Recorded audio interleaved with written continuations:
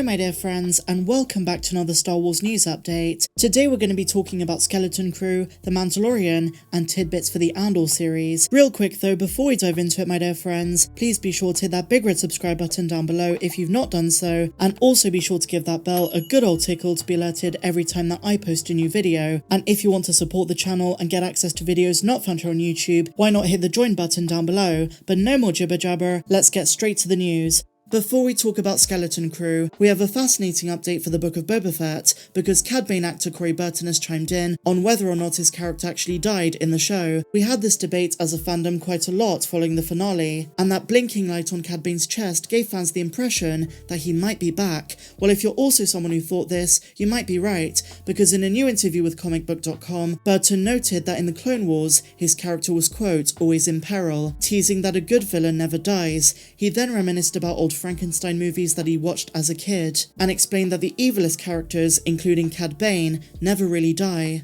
He continued to express his hope to return, but stated that Dave Filoni doesn't tell the actors in advance, so he doesn't really know. Burton finished by discussing the rivalry between Boba and Cad Bane, describing Cad as almost supernatural, one of the most skilled bounty hunters, and always gets what he wants. But as I say, even he doesn't know.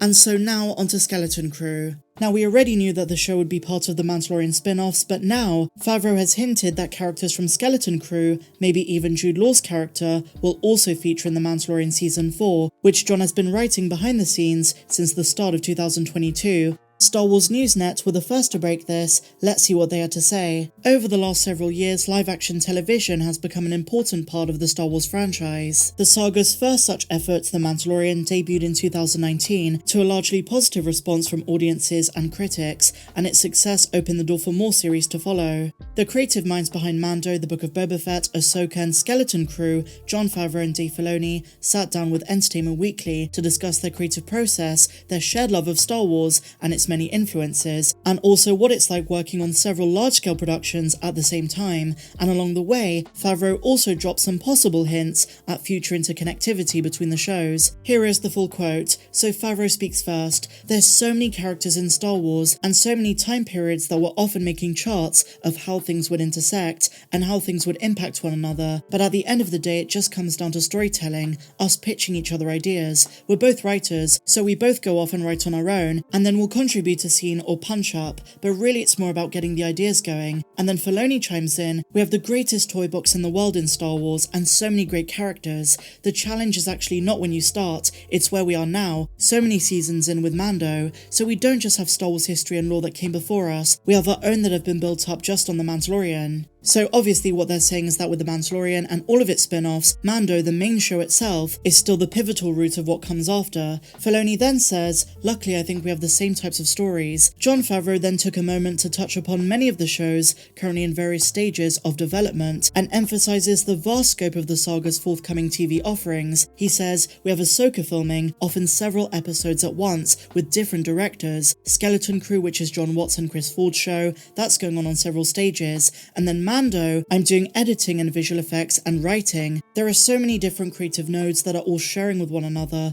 all around this world that George Lucas built. And I love the fact that in every single interview with Jon Favreau and Dave Filoni, whether they're talking about Ahsoka or The Mandalorian, whatever it is they're talking about, they always give credit to George Lucas. I love that. With every creative decision, they always ask themselves the same question, how would George do it? Is this in line with the Star Wars legacy? These two men have had their criticisms following the Book of Boba Fett, but don't get it wrong, they are remarkably talented, and I think they're going to do an amazing job with Ahsoka, Skeleton Crew, and the next 2 seasons of The Mandalorian. And on this note guys, Dave Filoni mentions he's always strived to preserve deep personal connections between characters, because he sees that as the heart of Star Wars, again mentioning George Lucas as a major creative inspiration for it. And so finally we come to the bit about Skeleton Crew and the overlap with The Mandalorian Season 4. Favreau discussed how John Watts told him about the idea for the show while filming on Spider-Man. Favreau loved the idea, he told Dave about it, and they set up a meeting with Watts to talk about it further. And it's at this stage in the interview that Jon Favreau suggests he'll be writing some of the characters from Skeleton Crew into the 4th season of The Mandalorian. When discussing Season 4, he says regarding new characters, new locations, and new creatures in Skeleton Crew, he says he's excited to write them into the 4th season of Mando. And he finishes with the statement, quote, "This is a cohesive group of stories that are being told thanks to all the filmmakers that are contributing." He's really not downplaying the overlap, but the overlap is no longer just Boba Fett, Ahsoka and Mando, it's also Skeleton Crew. That's going to be really exciting. And so now, my dear Mandalorians, let's talk about Andor and a couple of tidbits. Over the last few weeks, we've been talking a lot about spies on both sides in the Andor series. It's believed that one member of the ISB, Supervisor Young, is a secret rebel spy based on TV spots, but there could also be others on both sides in the rebel factions and the Imperial side of things, while another one might have just been revealed in episode 8, but we were all too distracted by those disgusting squig drinks to have noticed. Mon Mothma played a much briefer role compared to previous episodes, but the scene where she discusses moving finances with Tay is more important than we realise. After Perrin excuses himself, Tay and Mon discreetly talk about the Empire's crackdown on bank accounts and how they might go about accessing the funding that she needs.